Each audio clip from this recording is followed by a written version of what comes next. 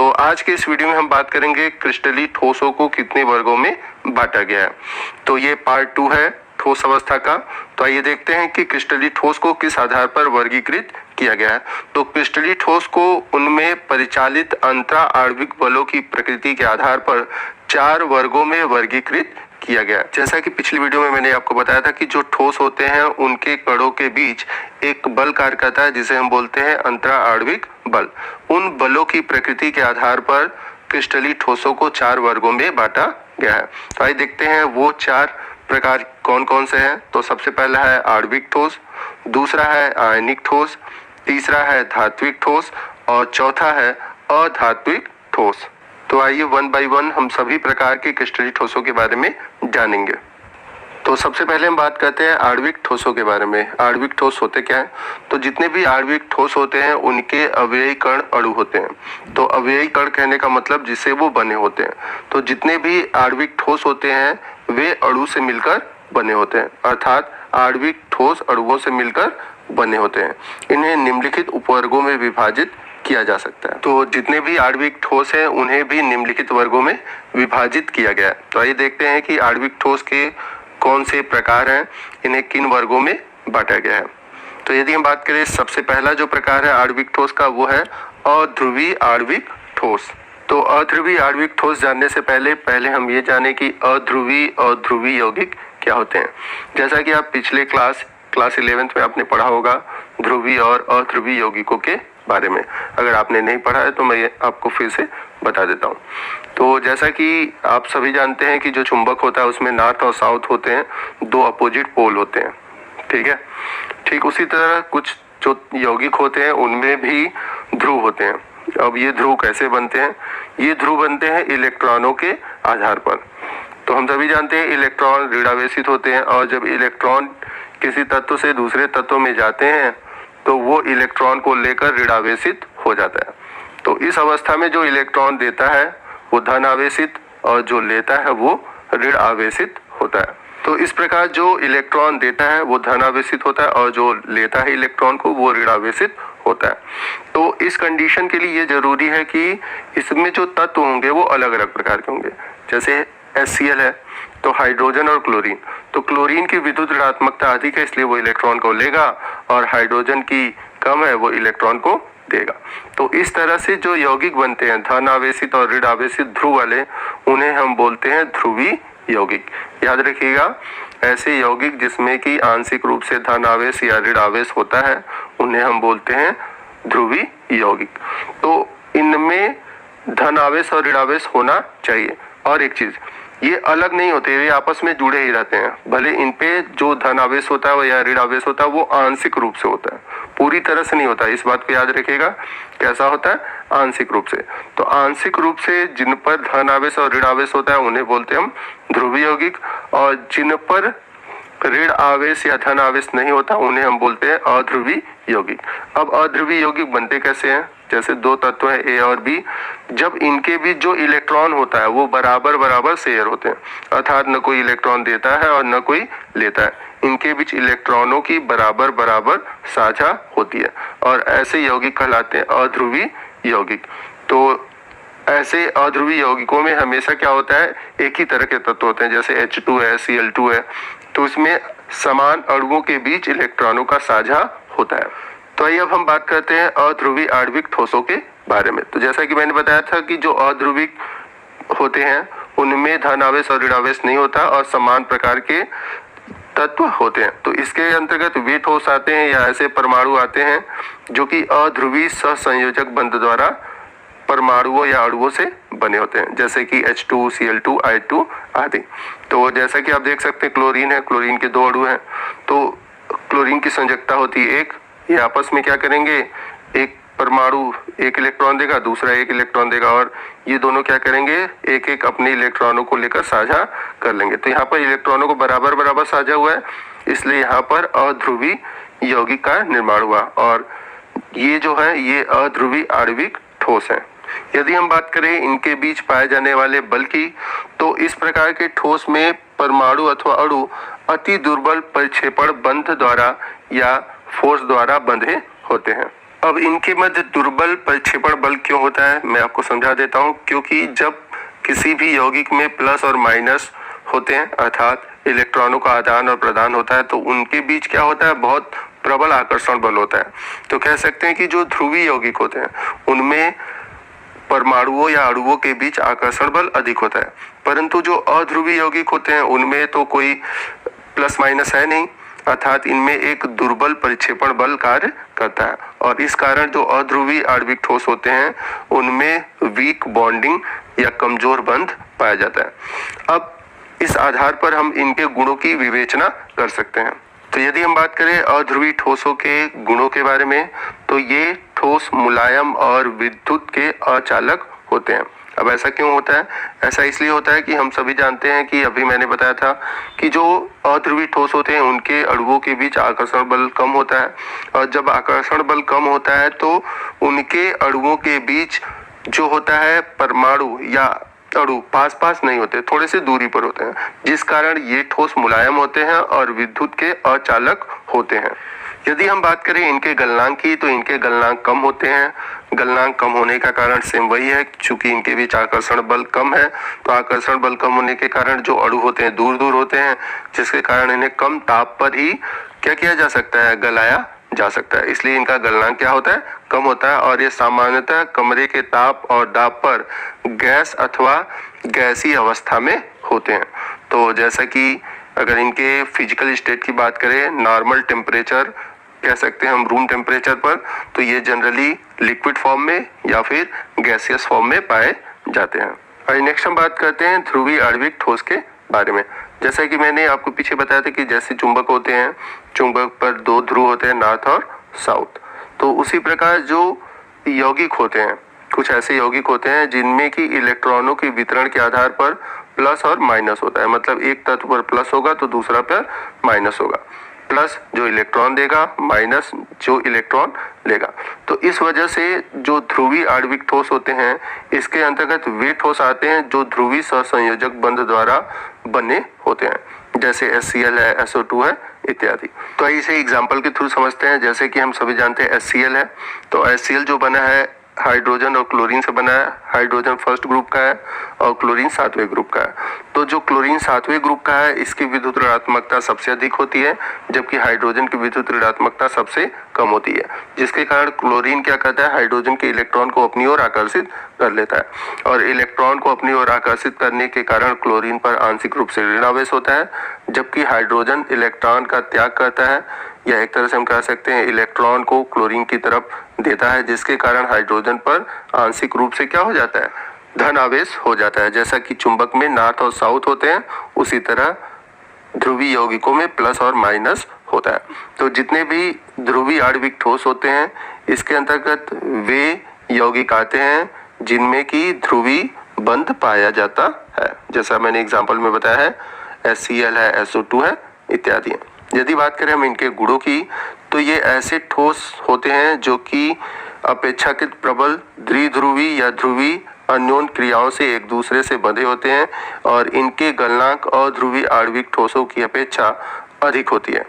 तो क्यों होती है? क्योंकि इनमें जो बॉन्डिंग होती है वो प्रबल होती है। जैसा कि मैंने बताया था कि जब भी इलेक्ट्रॉन का आदान प्रदान होता है, अर्थात जब प्लस और माइनस होते हैं, उस केस में क्या होता है कि उनके बीच आकर्षण बल बढ़ जाता है, और आकर्षण बल बढ़ने का कारण होता है कि ऐसे ठोस प्रबल होते हैं। यदि इन्हें हम अध्रुवीय ठोसों से कंपेयर करें, तो जो ध्रुवीय ठोस होते हैं वे प्रबल होते हैं, क्योंकि मैंने बताया था कि जब भी धन आवेश या ऋण आवेश होता है तो उन अणुओं के बीच क्या होता है, आकर्षण बल बढ़ जाता है, और आकर्षण बल बढ़ने के कारण उनके जो अणु होते हैं वो पास पास होते हैं, और ऐसे जो ठोस होते हैं वे प्रबल होते हैं।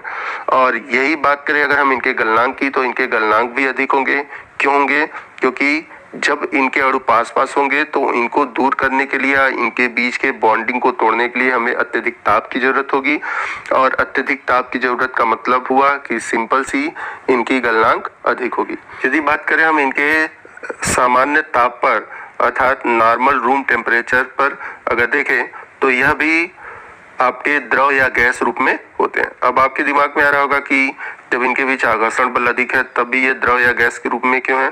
क्योंकि रीजन इसका है कि इनका जो बॉन्डिंग है अध्रुवी से बस थोड़ा ही अधिक है, ठीक है। इस वजह से इनमें भी द्रव या गैस अवस्थाएं पाई जाती है। आइए नेक्स्ट हम बात करते हैं आणविक ठोस के अगले प्रकार की, जो है हाइड्रोजन आबंधित आणविक ठोस।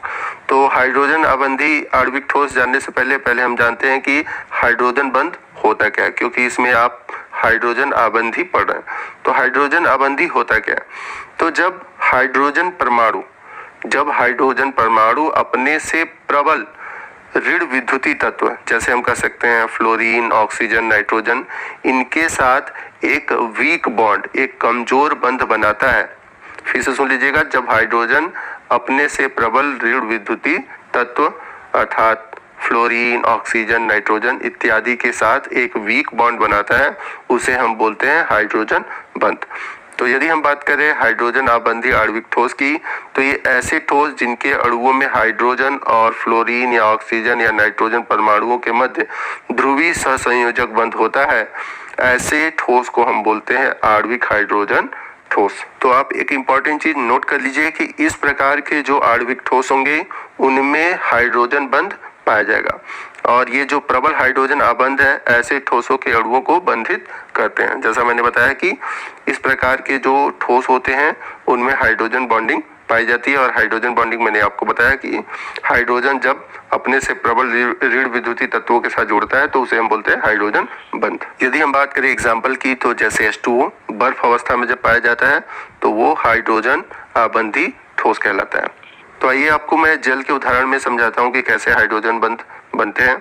तो जैसा कि आप लोगों ने क्लास 11th में पढ़ा होगा कि जो जल के अणु होते हैं, जल के अणुओं में हाइड्रोजन और ऑक्सीजन होते हैं, तो जो एक अणु जल का है वो दूसरे अणु जल के ऑक्सीजन और हाइड्रोजन के बीच एक वीक बॉन्डिंग बन जाती है। याद रखिएगा, हाइड्रोजन और ऑक्सीजन के बीच, और ये जो बॉन्डिंग होती है उसे हम बोलते हैं हाइड्रोजन बंध।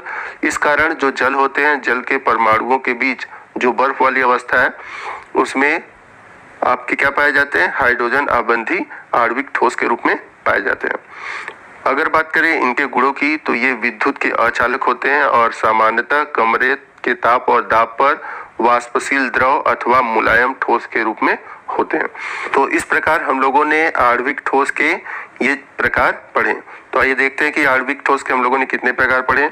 तो आणविक ठोस में हम लोगों ने सबसे पहला पढ़ा है अध्रुवीय आणविक ठोस। अध्रुवीय आणविक ठोस वे थे जिनमें की एक दुर्बल परिक्षेपण बल पाया जाता है और जिसके कारण ये रूम टेम्परेचर पर क्या थे? द्रव और गैस के रूप में पाए जाते थे। दूसरा था ध्रुवीय आणविक ठोस, जिसमें कि ध्रुवीय यौगिक पाए जाते हैं और इनमें द्विध्रुव या अन्योन क्रियाओं से बंधे होते हैं। वहीं तीसरा था हाइड्रोजन आबंधित आणविक ठोस, जिसमें कि हाइड्रोजन बंध पाया जाता है। तो ये थे आणविक ठोस के प्रकार। आइए हम क्रिस्टलीय ठोस के अगले प्रकार की बात करते हैं, जो कि है आयनिक ठोस। तो यदि हम क्रिस्टलीय ठोस के अगले प्रकार आयनिक ठोस की बात करें, तो आयनिक ठोस के अवयवी कण आयन होते हैं, अर्थात ये धन आयन और ऋण आयन से बने होते हैं। ऐसे ठोसों का निर्माण धन आयन और ऋण आयन के त्रिविम विन्यासों के प्रबल स्थिर वैद्युत बलों के बंधने से होता है। तो जैसा कि नाम से ही है आयनिक ठोस, तो आयनिक ठोस वे ठोस होते हैं जिनमें कि जो अवयवी कण अर्थात इसके जो मूल कण होते हैं वे धन आयन और ऋण आयन होते हैं, और ये जितने भी धन आयन और ऋण आयन होते हैं वो आपस में एक प्रबल विद्युत बल अर्थात इलेक्ट्रोमोटिव फोर्स के थ्रू जुड़े होते हैं। और इनकी जो संरचना होती है त्रिविम होती है। त्रिविम संरचना आप इस प्रकार से देख सकते हैं कि कुछ इस प्रकार की त्रिविम, जिसे हम 3D स्ट्रक्चर कहते हैं। तो त्रिविम विन्यास को हम 3D स्ट्रक्चर भी कहते हैं। तो 3D स्ट्रक्चर आप लोगों ने देखा होगा, जैसे इस प्रकार ये स्ट्रक्चर जो बन रहा है ये एक 3D स्ट्रक्चर है।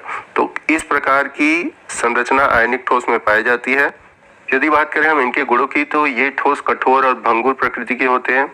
कठोर इसलिए होते हैं या भंगुर इसलिए होते हैं क्योंकि इनमें जो प्लस माइनस आयन होते हैं बहुत पास पास होते हैं, चूंकि इनके बीच जो होता है प्रबल वैद्युत बल पाया जाता है, जिसके कारण ये बहुत कठोर होते हैं और भंगुर प्रवृत्ति के होते हैं। इनके गलनांक और क्वथनांक उच्च होते हैं। जाहिर सी बात है, इनके कणों के बीच जब आकर्षण बल अधिक होगा तो इनको गलाने के लिए या फिर वाष्प के रूप में बदलने के लिए बहुत अधिक टेम्परेचर की जरूरत पड़ती है। इस कारण इनके जो गलनांक होते हैं और क्वथनांक होते हैं उच्च होते हैं। ये ठोस अवस्था में विद्युत रोधी तथा गलित अवस्था में विद्युत के चालक होते हैं। तो यदि हम बात करें, ये ठोस अवस्था में जनरली पाए जाते हैं, परंतु ये विद्युत रोधी होते हैं अर्थात विद्युत के कुचालक होते हैं। और ये जो गलित अवस्था में जब पाए जाते हैं तो ये विद्युत के चालक होते हैं। जैसा कि अगर अब हम बात करें, नमक ठोस अवस्था में आपका विद्युत का कुचालक होगा अर्थात विद्युत रोधी होगा, लेकिन अगर हम इसके जलीय विलयन बनाए, अगर नमक का जलीय विलयन बनाते हैं तो यह एक विद्युत का चालक होता है। आइए नेक्स्ट हम बात करते हैं क्रिस्टलीय ठोस के तीसरे प्रकार की, जो कि है धात्विक ठोस। यह धात्विक धन आयनों का व्यवस्थित समूह है जो कि चारों ओर से संगलित इलेक्ट्रॉनों से घिरा रहता है। ये इलेक्ट्रॉन गतिशील होते हैं और क्रिस्टल में सर्वत्र समान रूप से विस्तारित होते हैं। तो यदि हम बात करें धात्विक ठोस की, तो धात्विक ठोस में जो होते हैं धन आयन का एक व्यवस्थित समूह होता है और उसके चारों तरफ जो इलेक्ट्रॉन होते हैं वो पाए जाते हैं, अर्थात धन आवेश होगा और धन आवेश के चारों ओर क्या पाया जाएगा, इलेक्ट्रॉन पाया जाएगा। तो इस प्रकार से जो धात्विक ठोस होते हैं, धन आयनों का व्यवस्थित समूह होता है और उसके चारों तरफ इलेक्ट्रॉन व्यवस्थित क्रम में पाए जाते हैं। ये इलेक्ट्रॉन गतिशील होते हैं और क्रिस्टल में सर्वत्र समान रूप से विस्तारित रहते हैं। तो जैसा कि मैंने बताया था कि प्लस के चारों तरफ इलेक्ट्रॉन होंगे और ये जो इलेक्ट्रॉन होते हैं गतिशील होते हैं, अपने स्थान पर घूम सकते हैं। तो जैसा कि आप देख सकते हैं कि जो धन आयन है वो एक व्यवस्थित क्रम में है और इलेक्ट्रॉन उनके चारों तरफ मूव कर रहे हैं और इस प्रकार की अरेंजमेंट पाई जाती है आपके धात्विक ठोस में। इन मुक्त और गतिशील इलेक्ट्रॉनों के कारण धात्विक ठोस की विद्युत और ऊष्मीय चालकता काफी उच्च होती है। तो ये जो गतिशील इलेक्ट्रॉन होते हैं, यही इलेक्ट्रॉन क्या होते हैं, मूव करते हैं और इन्हीं मूवमेंट के कारण जो धात्विक ठोस होते हैं वो विद्युत और ऊष्मा के चालक होते हैं। जैसा कि हम सभी जानते हैं कि जितने भी धातुएं होते हैं वो इलेक्ट्रॉन का त्याग करते हैं। तो धन आवेश तो अपना व्यवस्थित क्रम में रहते हैं, लेकिन जो इलेक्ट्रॉन होते हैं वो मूव करने की वजह से बाहर निकल पाते हैं। इस कारण जो जितने भी धातु होते हैं उनमें इलेक्ट्रॉन त्यागने की क्षमता होती है और ये विद्युत और ऊष्मा के उच्च चालक होते हैं। और कुछ स्थितियों में इनमें चमक और रंग भी होता है। जैसे एग्जाम्पल की बात करें, कॉपर है, सिल्वर है, गोल्ड है, आयरन है, एल्युमिनियम है, ये सभी धात्विक ठोस हैं। आइए नेक्स्ट हम बात करते हैं क्रिस्टलीय ठोस के अगले प्रकार की, जो कि है सहसंयोजक, जिसे हम नेटवर्क ठोस भी कहते हैं। तो बात करें अगर हम सहसंयोजक ठोस की, तो इसमें सहसंयोजक बंध पाया जाता है। जनरली जो कार्बनिक यौगिक होते हैं वे सहसंयोजिक ठोस के एग्जाम्पल होते हैं, क्योंकि हम सभी जानते हैं कार्बन में सहसंयोजक बंध पाया जाता है। अगर इसके इलेक्ट्रॉनिक विन्यास की बात करें तो इसका इलेक्ट्रॉनिक विन्यास होता है 2 और 4 और इनकी बाहरी कक्षा में 4 इलेक्ट्रॉन होते हैं, जिसके कारण ये 4 सहसंयोजक बंध बनाते हैं। और इस सहसंयोजक बंध के कारण जो ठोस बनते हैं उन्हें हम बोलते हैं सहसंयोजक ठोस। तो आइए सहसंयोजक अथवा नेटवर्क ठोस के बारे में हम जाने, इनको परिभाषा के रूप में समझते हैं। तो इनमें जो अवयवी कण होते हैं वो परमाणु होते हैं जो प्रबल सहसंयोजक बंध द्वारा जुड़ते हैं। इन्हें विशाल अणु भी कहा जाता है। तो आप सिंपली सभी जितने प्रकार के ठोस हैं उनके नाम में उनके गुण छुपे होते हैं। तो जैसे सहसंयोजक ठोस की बात हो रहा है तो इनमें सहसंयोजक बंध पाया जा रहा है, तो इनके नामों में ही उनका आंसर छुपा होता है। इस बात को आप याद रखिएगा। यदि हम बात करें सहसंयोजक ठोस के गुणों की, तो जो सहसंयोजक बंध वाले जो ठोस होते हैं वे प्रबल होते हैं, प्रबल प्रकृति के होते हैं और इनके जो परमाणु होते हैं अपनी स्थितियों पर अति प्रबलता से बंधे होते हैं। मतलब कि इनके जो परमाणु होते हैं इधर उधर गति नहीं करते, वो अपने पोजीशन पर बने रहते हैं। जैसा कि हम लोगों ने धात्विक में देखा कि इलेक्ट्रॉन मूव करते हैं, बट इसमें ऐसा कुछ नहीं है। क्यों? क्योंकि इनमें जो बॉन्डिंग होती है बहुत ही स्ट्रांग होती है, इस कारण ये प्रबलता से बने होते हैं।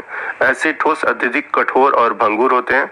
क्योंकि बॉन्डिंग स्ट्रांग है अणुओं के बीच, इसलिए अत्यधिक क्या होंगे, कठोर होंगे और भंगुर प्रकृति के होते हैं। भंगुर अगर आप नहीं जानते तो भंगुर का मतलब होता है जो इजिली टूट जाते हैं, उन्हें हम क्या बोलते हैं, भंगुर।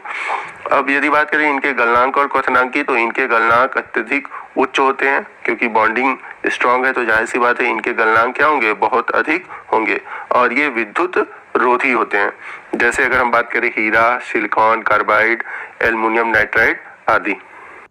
परंतु अगर इसमें हम अपवाद के रूप में ग्रेफाइट को ले सकते हैं। ग्रेफाइट हम सभी जानते हैं कार्बन का एक अपरूप है, हीरा और ग्रेफाइट। तो ग्रेफाइट एक अपवाद है अर्थात ग्रेफाइट कोमल और विद्युत के चालक होते हैं। जैसा कि अभी हम लोगों ने पढ़ा कि जितने भी सहसंयोजक ठोस होते हैं वे बहुत प्रबल होते हैं, कठोर होते हैं, और विद्युत के क्या होते हैं, अचालक होते हैं, विद्युत रोधी होते हैं। परंतु ग्रेफाइट जो है ये उल्टा प्रकृति रखता है। ये पहली चीज कोमल है अर्थात कठोर नहीं है, और दूसरा विद्युत का चालक है। अब ऐसा क्यों है? क्योंकि इसकी जो संरचना होती है विशिष्ट होती है। विशिष्ट संरचना के कारण ये अपवाद वाले गुण रखता है। जैसा कि आप इमेज में देख सकते हैं हीरे के नेटवर्किंग को और ग्रेफाइट के नेटवर्क को। तो ग्रेफाइट में आप देख सकते हैं जो इलेक्ट्रॉन होते हैं वो फ्री होते हैं, और इलेक्ट्रॉन फ्री होने के कारण ये क्या कहते हैं, इलेक्ट्रॉन का त्याग कर सकते हैं। इस कारण ये विद्युत के चालक होते हैं। और यदि इनकी संरचना में देखें तो इनके अणुओं के बीच की जो दूरी है हीरे में देखेंगे कम है, जबकि ग्रेफाइट में अधिक है। और हम सभी जानते हैं कि जहाँ पर दूरी अणुओं के बीच अधिक होती है उनमें जो ठोसपन होता है या एक तरह से जो कठोरता होती है वो कम होती है। इस कारण जो ग्रेफाइट है, ग्रेफाइट के जो ठोस है ये कोमल होते हैं। ये तो बात हुई कोमल होने के कारण की। वहीं विद्युत का चालक क्यों होते हैं? क्योंकि मैंने बताया था कि इसमें आप देख सकते हैं इमेज में कि इनके जो इलेक्ट्रॉन है फ्री स्टेट में, बहुत से इलेक्ट्रॉन आप बाहर की तरफ देख रहे हैं मुक्त अवस्था में, और मुक्त अवस्था में होने के कारण ये विद्युत के चालक होते हैं।